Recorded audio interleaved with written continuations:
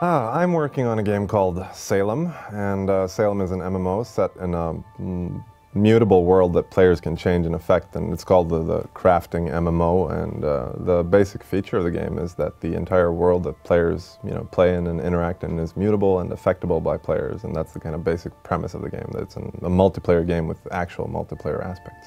The game is obviously set in the New World and during the time of the 13 colonies in the New World, and players can more or less do anything that a normal colonist would be able to do, like farm or fish or hunt or forage is a big item on the list of things to do, and build obviously is a big aspect of the game. Building churches and spreading a civilization to the New World is kind of one of the essential kind of lore premises of the game.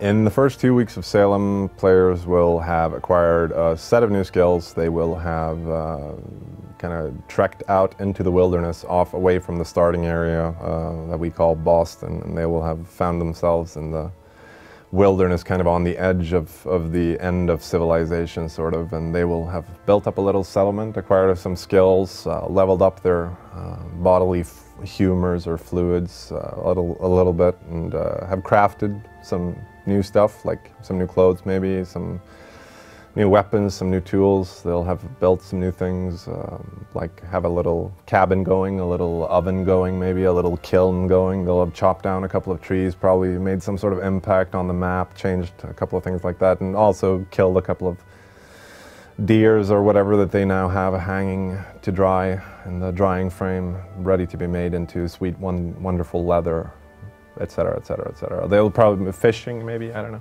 It's kind of up to them. The 4 humors are leveled up by eating food, and basically what we have is a system where we call it the gluttony system, and basically what you do when in gluttony mode is that you can eat as much food as you want. You can basically stuff yourself with food, and the food varies along certain dimensions, and you need to basically eat correct sequences of a food in order to achieve a level up in one of the humors.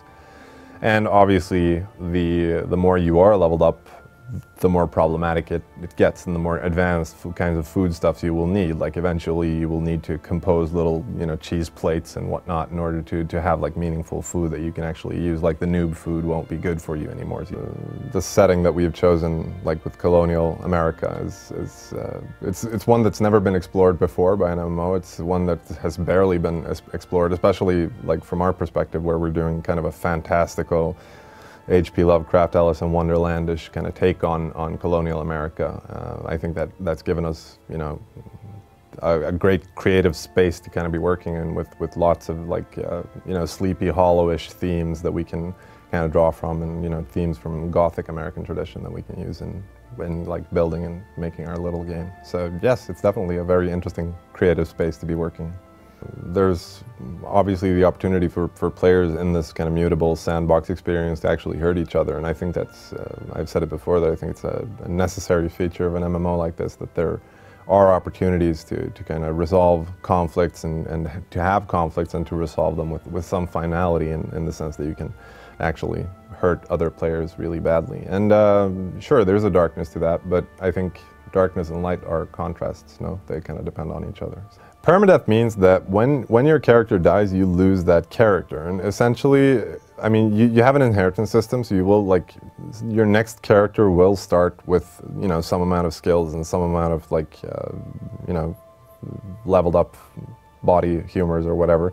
But what you lose is basically, you lose your character name, you lose your character's buddy list, you lose everything that you had on your character, like the stuff isn't automatically inherited or anything like that.